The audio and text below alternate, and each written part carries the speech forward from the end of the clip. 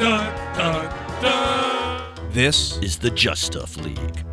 Here we go, everybody. It is time for the Justuff League. Yeah, here we go. You don't have to yell about it, but okay. I'm excited too, but wow. No, well, I'm excited because we have another Jeopardy-style introduction for this episode. I'm really hoping I can get the Jeopardy-style format down in my head, though. I've been trying to play it out a couple times. It's been a little difficult. Try it every day for the last 4.5 years. What do you got? Okay. Here we go.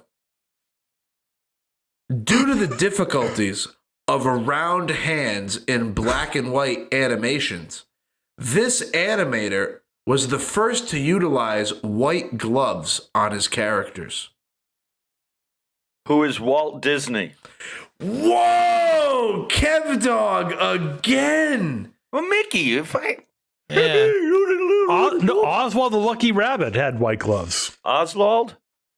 Well, according to the Oswald. world of the internet, it says that Disney was the first to think about the issues of round hands in black and white films. So in the 1929 Opry House, Mickey donned white gloves for the first time. First to think about. I like the way that they phrase that. First to think about, not exactly the first to do it. Hey, because prior to Interesting. that film, Mickey's hands were just big black circles. And I'm sure everyone was freaked the hell out about that because they were like, where's his fingers? I got little clubby hands. Mickey the cup holder. Mickey the coaster. Wow. What's funny is Kev got that Jeopardy question right away, which ties into the last episode, which teased this topic, in which Kev got the Jeopardy question right off the rip. The framing question. They're pretty easy questions, though. I thought you were almost setting me up for Yeah, like... Kev's a pro in the industry. Like, Let's see I if don't know the why you. stupid guy can answer him right. Yeah, it's like, dude, he's been in this industry longer than you've been alive. Literally, stop being so rude about your I Jeopardy forgot stuff. a lot of shit, though. I got to tell you that. I'm not A being... lot of fucking shit going from this brain. He's forgotten more shit than you'll ever learn, Travis. No, he'll learn it. I've just forgotten it already.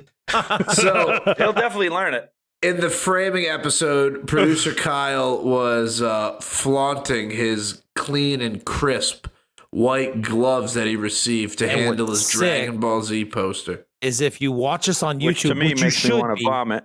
hey, Go don't ahead. be rude. Listen, if you watch us on YouTube, you could now watch a quick snippet of me trying to squeeze my fat friggin' hands into Like these nice OJ. white gloves. All But right. you know what? The glove does It's that- fit, so I can't. No quit. Yeah, Looks like no you got quit. enough area for the ejaculation in the pinky. Hey, listen, I'm going to I keep... do have that pointed tip. That is not Reservoir wrong tip. at You got a all. reservoir tip I on am that going one to there. keep names out of it so everybody stays safe and neutral. But all I know is within the past, since being our roadshow, whatever, 7 years and getting to meet people that work for all these different major auction houses, everybody has told me the same story about white gloves. It is all a farce. It is all for the marketing and advertising and the look. And when the cameras are not on, unless gloves you're are doing off. some 15th century conservation thing, it's like there's no need for you to be holding gloves when you're holding that, 2015 framed piece of art along the thing, and you need your apron and you need it's all the marketing. Right. That's my thing. right. Okay, so I've got a bit of a bone to pick. This is kind of a little bit of a pet peeve of mine. So this all kind of the forefront in the last few weeks in the news with the New York Times had a really big article on, oh my God, put those cotton gloves away. And they're specifically referring to the antique books trade and people wearing these white cotton gloves and handling books. And I think Travis is right. For a lot of people, it's performance art. It's showing how much you care for these objects by putting on these gloves as a barrier to your dirty, grisly hands. Well, the problem is with especially with cotton gloves and paper. If the paper is brittle, it can snag on the little furry surface of the gloves, tearing it. You don't have the same kind of tactile feedback that your hands would have. The disadvantages of wearing gloves way outweigh the advantages. Because if you just keep your hands clean, you can touch those books and you're not going to destroy them. Hey, how would you feel, James, if essentially you saw a grown man, adult, put on white cotton gloves to handle essentially his G1 Optimus Prime? Okay. So, What would you do? honestly, no issue. Why? I'm not going to kink shame somebody. If he wants to put on his white gloves to touch his toys, I'm good with that. I'm not saying kink shit. I'm just saying, is it necessary to put on your shame. toy? Hey, I mean- watched. He had Optimus Prime, and he had like a Japanese diecast Voltus V, and he put on the gloves and he's showing us the diecast. It's like, dude, Does it make what? him happy?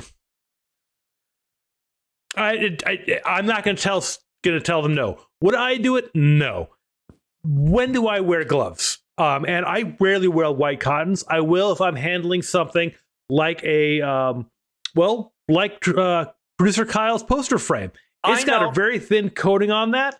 I don't want to scratch that, so I'll wear gloves occasionally when I do it. I know Kevin. a good time to wear the gloves, and there is a Mhm. reason. And I believe, I could come down and say there are times when the white gloves are good. Like, what if you're handling, like, who is that with the balloon dogs there? Jeff Koons. Jeff Koons balloon Mhm. dog. Yep. If you touch Yeah. them things, you can't get your fingerprints off them things. Yeah. You can't. They come with gloves for a reason, and Right. the plates that they have with that anodized, that high gloss blue and red finishes. I see so many of those come with fingerprints on them that That's just you true. can't get off. So Bare definitely metal it. objects, anything with a metal polish like a samurai sword or any kind of European sword, I'll wear them. I will also wear latex gloves if I'm looking through a toy collection of mid-century metal toys, because the paint on them can have lead. And just for my own well-being, I've played with a bunch of other toxic stuff. I don't want to get just lead paint, so I'll wear it then. So I ended up wearing not white gloves, but latex gloves when I had to go through a collection of early 30s cards that were like all covered in black powdery like mildew mold. And it was just like after every 20 cards, I was looking at the tips of my fingers. They were so gross. I was like, oh my God, if I'm going to do this all day, I got to wear latex gloves. Because You ever read that book or see the movie, The Name of the Rose, where the 16th century book is poisoned? no. Sean Connery movie? Anyone? Can't Just read. me? Oh, Sean Never Connery. mind. Hey, James, how are you, James? The penis mighty. But The penis anyway. might you. I don't think you need gloves when you're showcasing a piece of pottery, No, not usually. a piece of furniture, like a piece of mahogany Depending- furniture. Unlikely. No. No. Not a plate, none of that stuff. But definitely weird metals for me, like Yeah. brass and stuff. You could put your finger, Anything- the acid from your fingers definitely leaves a mark. I could see why these people want you don't like if you have like a very important Revolutionary War flag, right? And people don't want you touching that because the potential acids from your hand will eat that flag over time. And you go, well, what the fuck? When I come back tomorrow, it's going to be fine. They're like, yeah, but we're thinking 400 years from now. Do you see what it's done to it in 300 years? If people keep manhandling this flag, the acids from your hand are going to turn that flag into threads in another 300 years. Now, in the conservation lab, it's just like a doctor's office. It's a relatively sterile environment, and you're supposed to just wash your hands. They've got pH neutralizing soaps that you use on your hands, so to reduce the possibility of acids getting on things, so you can work with your bare hands. But there are occasions where, for your own protection and safety, you want to wear that protective gear. I don't want to throw our own man under the bus, but he said it himself, and I think if he were here, he would say the same thing. But like our own Joel told me, because he has this Boston powder horn, he has no problem picking it up, whatever, but doing like a presentation in front of the museum, like he made sure it was on a stand and he put gloves on to hold it because it's the appearance. But he said it straight to me. He's like, Travis, this has been around 250 years and people have been holding it and using it for 100 years. It is performance art. Yeah. I mean, but part of it is the one thing I can say about gloves when they're not in an unsafe situation like with antique books. If you put the gloves on, it shows the average layperson that you care about the stuff that you're playing with. That you're taking that extra care. It's a very obvious way of showing that I'm a professional. I know what I'm doing. It also makes you look like a pretentious prick if you use it at the wrong times and people know what you're doing. Implied value. At the urinal? In Yeah, front at of the urinal, Marine? right. Right. Hey, that thing's a treasure. I hate to say it because I hate to give into it, the culture of it as art, whatever, because it is art, but you definitely need gloves when handling cause figures. Because Vinyls? the vinyls. Because if you have a black or a white cause figure, white gray, and you touch it, you smudge it, it's like once it's on there, it's on there. And you'll forever have a little area that's a little extra shiny or a little hazy, and it's just... So if you want perfect cause figures, you really can't touch them. Because they're a soft vinyl. And for me, I keep going back to, it's only been in the last 20 years where the whole white glove thing has really come to the forefront. Does that seem about right, Kevin? I mean, I don't remember anybody. No, I think white really glove thing has come through the ages for a long time. Like, I think people, like, I've seen like the white glove thing for I think like centuries. People present things holding white gloves. Sotheby's. There's the white glove service, which is, you put your fancy gloves on, you're carrying your sterling silver with the white glove because sterling silver tarnishes instantly and it'll show that black in a second. So I can see that. Right. But I mean, as far as, I don't know. I think people packaging it and putting it into art and sending it along is a way for artists who are selling shit for high money to actually put some effort toward showing that this thing is important. So I'm sending you gloves with my piece of fucking clear plastic fucking soda bottle crumpled, stuck to a banana peel. Ready for this? I love the guys to death. I know them. I buy their stuff. But every release from K Studio and All Rights Reserved, Avant Art, I support them all. I buy all the... And they sell to all the same people. It's not like thousands of different people are buying this stuff, okay? Every release they send you, you get a pair of brand new white gloves with it. Because you all dirty. Every single one. You go through my house, there are K Studio and All Rights Reserved pairs of white branded gloves freaking everywhere. Because I don't know, but over the past 5 years of buying, selling things, keeping it, whatever, 40, 50 releases over time, and every single one comes with a pair of gloves. Yeah. Well, that's so they can sort of show you that blow molded piece of plastic, which costs $4 to make, is actually a fine piece of art you should handle with these gloves. And not only that, but it's to protect them. So when you touch it and you do put a fingerprint on it and you fuck it up, you can't go back on them. Because they told you to handle it with gloves. It's so just showing that they don't think that warranty. Well, they're just saying that the people who are fans of their artwork and the fans of their things are dirty, grubby little bastards who don't know how to wash their hands and have a lack of personal hygiene. That's what and I'm they're saying. probably right. They're all dirty boys. It's crazy. I mean, I'm so bad. It comes with a handy wipe and a fucking pair of white gloves. And, especially when I go to like... Not that I do it on purpose. It's almost like semi on purpose. But like whenever I'm in the art fairs or talking to people like in contemporary art versus the auction house, I always make a big deal about like, oh, you don't need to do anything special. You just carry this shit. You just take it. You just move it. Oh, grab a painting. Boom, take it off. Yeah, I'll just throw it in my car. Like, no, I don't need an art handler for the 16 by 20 painting that, you know what I mean? Like some of these people I know that buy art, and it's like you said, it's all a performance art. I'm not criticizing, I'm secretly judging. You are criticizing. But it's like, dude, you're buying a piece of art from in New York. You live in New York, and you're going to pay somebody $450 to be an art courier for you, because you need to protect dude, just walk down the street, go pick the thing up and walk with it. I mean, Okay, nothing's going to happen to it. Part of what you're paying for with those transport services is if something does happen. If you're walking along and somebody trips and falls through your picture frame, they're responsible for it. That's a lot of what you're paying for. No, I know, but it's like same thing. Like if I do a pickup in the city and they'll be like, "Oh my God, do you need us to carry that to your vehicle?" It's like, no, I don't need you to carry like this small piece of this little. Yes, 10 by you do, 11 because I don't frame. want to carry it because I'm lazy. Yeah, that's New York stuff. People don't do it. They have people do stuff for them. It's crazy. Yeah, it's like, what? seriously.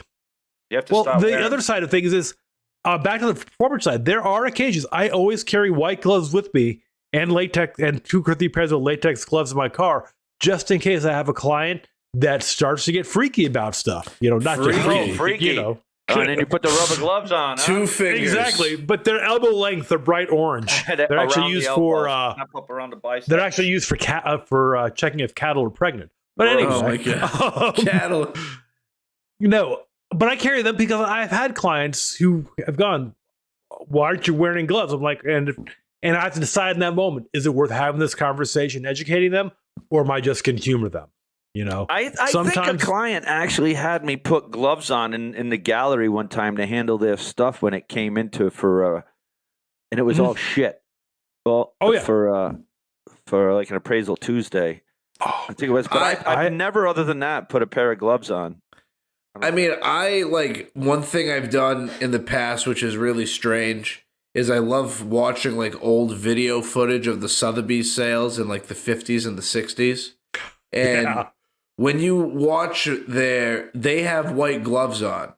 Like when you're watching them bring the old masters paintings out and you're watching them bring out the Chagalls and all that stuff, they are, they have the gloves. So I think it's a tradition that's been like ingrained in people's heads of like the fine art. Like fine art is fine. It needs to be handled to the utmost finesse when it really doesn't. Because this is the argument I say to everybody is all this art that gets made, you buy it in artist condition, and there are literally artists who step on their canvases, they punch them, they smear them with their hand, they touch them all with their hands, and they make it with their hands. But then it's like once it leaves the artist, it can't be touched by human hands again. It's like, nope, that's bad. It's horrible. Oh my God, don't touch the art. But it's weird. I think it's proven black and white that the acids from your hand will degrade just about anything over time. If you don't wash your hands, right. I mean, the acids from your hands will play hairy carry-on stuff over time. And there's people out there who are very acidic and very dirty, whatever, than others. So it's become customary to wear gloves when handling expensive or other people's objects. I'm super Keep acidic. your slimy hands off them. I eat a lot of pineapples. And then rub it all over. That's just bad. I eat a lot of pineapples and oranges? Would that make me acidic? And lemons? Maybe. Yep. I think just like your natural Can you imagine just eating like a raw lemon, just eating lemon like an apple? Some people or an Yeah, orange. it's not bad. Don't knock it till you try It's fun. it. You eat Depends on the type of lemons. lemon. You eat lemons, producer Kyle? I mean, I've been known to maybe bite a few lemon slices here and there. I like lemons, yeah. When you're sitting there at the end of your dinner at Denny's and you're sitting there, you pull the lemon out of your iced tea and chomp on it because you just need something to do. I'm not eating a Come lemon on. at Denny's, Right. but maybe, you know. why aren't I'm you not eating eating lemon Too at good for Denny's? Denny's? No, I I'm not love good for Denny's. I'm too good for the lemons Denny's at is Denny's. Waffle Denny's is Waffle House for people who don't know how to fight. fight. Exactly. I don't eat lemons like no apples, though. Okay, that's just strange. If anybody, you know what, I have eaten like a straight up apple in the past, though, which is actually Tomato? pretty good. An No, onion? that's gross. An Not an onion? onion either, even though I love onions. Green peppers. You could eat a Ew. green pepper like Dude. an onion all day. Like an onion, like an apple all day. It's actually A pretty nice. green pepper is hollow. Yeah, exactly. So it's Yeah. real nice. Well, bite you can't into really it, eat it do you like know an that- apple. It's There's kind a of the difference same between- He's idea. saying Like you pick just it hold with your hand and you devour it like you would an apple. yeah, Not that's what I necessarily mean. the same texture or the same exact taste. But you know, fucking That's same weird. I concept. got, That is Hey, weird. Travis, I are know. you the kind of kid That with who a potato. Mm. did you have your? Would you not eat a sandwich if it wasn't cut diagonal? No, I eat sandwiches cut in all ways. I just it took me a very long time to eat crust. Or does the round I knew pizza? it. I That knew it. was a huge battle. I mean, I probably did not eat crust until I entered the 10th grade. It was tough. Oh my lord! Yeah, I used How to. do you feel about crust now? Now that I you're an just adult, honestly think that there's no difference with or without the crust. There isn't. It's the same thing. Why do you cut off crust? A different texture. because I guess. Travis People just- wouldn't eat it otherwise. Right, 'cause you Yeah, I want- think back how horrible all my peanut butter and fluff sandwiches that I would have. My mom would cut the crust off of. I knew it was fluff. I knew it They was actually have mold cuts for them now. So for kids, Wait, what They do cut you all mean the you knew crust it was right fluff, off. Kyle? I knew it was Right. fluff. Why? You just strike me as not a peanut butter and jelly kid, but a peanut butter and fluff kid. That's all. I eat peanut. What's funny is now though I actually eat peanut butter and jelly, and we don't even have fluff in the house. That's probably a healthy decision overall. You know what you should do though, just to like mix shit up every once in a while? Peanut butter and jelly and fluff. Oh, dude, I love fluff. I could honestly just get a tub of I have a fluff question. and eat it by the spoonful. Oh, James has no idea Kevin? what fluff is. Yeah. What's fluff? fluff is like heavenly marshmallow, Yeah, it's like melted Oh, marshmallow. got it. like melted James, marshmallow. How do you not have fluff? Just go It's a buy it. in regional the- thing. No, Because it's I'm not in New England. No, it's everywhere else in the world. It's probably called like a whipped marshmallow or marshmallow sauce, something like that. Fluff I is mean- not regional. No way. I think it's a regional Oh thing. yeah. I have no idea if it's regional or not. I'm not going Well, there. this is actually kind of a very appropriate way to wrap up the episode. Because because fluff is Marshmallow white, just like history those of gloves. just like the gloves, and when you eat fluff sandwiches, Whoa. your You hands get it all over sticky your as fingers. fuck, and then it makes you wish you had gloves to eat. And then you don't want to go touch stuff. That too. See, Yep. we are really wrapping it. We're Hey, pros. fluff That's was pretty awesome. created in Lynn, Massachusetts by two World War I veterans. Lynn, Massachusetts. Yeah. And what does the rest of the world call fluff? Did they call it what? Marshmallow cream, marshmallow sauce, what? When it was first introduced in 1920, it would be $1 a gallon. Damn, Fuck, that's a lot of buying fluff. a gallon of fluff. Jesus I'm Christ. trying to I mean, s- Gotta That's a take hot it, date Bruno. night. That's like 8 pounds Like a of kid fluff. be man. zipping around the yard. Speaking seeing of kid if it- shaming, I'm seeing. Wow, producer Kyle, you are right. Fluff continues to be an exclusive tradition regional to the northeastern United States. Do you think that I lie to you, dude? Like I don't So it's say shit similar to unless I think coffee I'm milk. pretty right about it. Exactly. yeah, Or none like- of the world has heard of coffee milk, but a small little patch of a small little patch. But we're the most kick-ass of patches, so watch your fucking mouth. Marshmallow Not fluff. wrong. You watch what comes Hey. out of that mouth, Will. Marshmallow fluff, which is used to make the fluffer nutter sandwich, is a New England classic comfort food which debuted in Massachusetts in 1918. Thanks to Now, those I dudes. have had a in fluffer Massachusetts. nutter, but they never talked about it being marshmallow fluff. It was like marshmallow cream, I think, was on it. Yeah, well, that's fluff. Yeah. Basically, just if you different cook came up. if you cook a marshmallow over a campfire, but you didn't have the campfire burnty taste to it, it was just a marshmallow all melted and cool, that's what it would be. Hey, want to hear something even But crazier? loose, not like I don't know, hard do I? marshmallow. Trav, Hey, yeah, let's hear more about outside- marshmallow. Listen to this. Outside of New England, the only other place in the world where marshmallow cuisine is considered a traditional confectionery South is Africa. in Hawaii. the Middle East, predominantly Syria, Iran, and Pakistan. I like how you just picked Hawaii like it wasn't part of the United States. That was funny. I didn't say. Wow. I didn't say Hawaii. Did Trav? I wait, did. Oh, James said Hawaii. Oh, Yeah. yeah, I mean- Arabic cuisine. Wow. Because they can commonly grow the marshmallow. There's a marshmallow plant? Wait a minute. Yeah. I thought marshmallow was just fake gelatinous fat, bro. Marshmallow Holy is real. shit! No. Marshmallows come from a plant. Bro, let's start Yes. a marshmallow Well, no. farm. No, Let's go. marshmallow does not No. come from a plant. Marshmallow comes. No. Marshmallow comes from a plant. Marshmallow does not. Yeah, but Marshmallows make marshmallow is how they make marshmallows. Yeah. Which comes from No. the marsh. It's how they used to. They haven't done it like that. You've probably never tasted a marshmallow. Holy shit. New world. Yeah, but it says they make the marshmallow plant grows in the Middle East, and that's how they're able to make the marshmallow. Get the haters tribe. We'll start a marshmallow farm or whatever. Yeah, and but these assholes James, think that about James. Facebook and reality. James, hold on. This is a major conspiracy because now I'm looking at it on a Fluff container. It's not doesn't say marshmallow. It says marshmallow. It doesn't matter because it's not made from a plant. It's made from like corn syrup, sugar, egg whites, and hate. It has nothing to do with that plant. I'm just glad that we ended the marshmallow episode. I mean, the white glove cotton episode about marshmallows, marshmallow Yeah. farms. I think we all really came full circle on this. We did a good job today, boys. And I think any- we've all learned something today. I Yeah, definitely fluff has am. nothing to do with marshmallow. Yes, it does.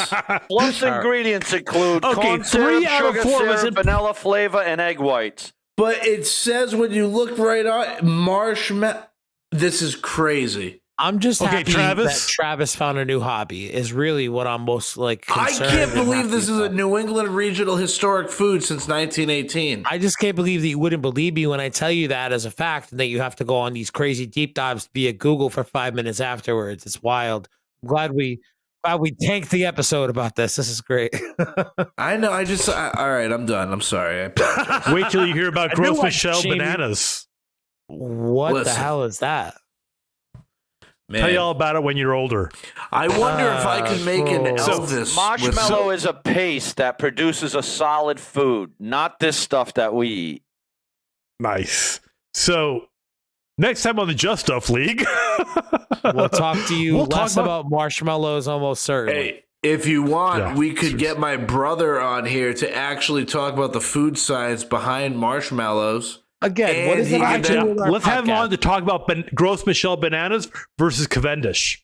Hey, That would be and cool. he could talk about his face cream from space. Wait, space cream? Hey, my brother's Oh, been doing face a bunch cream. of podcasts lately. We could get him on here. He's been a hot podcast guest. Yes, but can we talk to him about some shit that our show talks about? I'm not really into the Would you cosmetic guys mind game. if I wrapped it up to go eat? I haven't eaten since like 11:30 this morning, and I had Yeah, a we're quick done. fucking half fucking.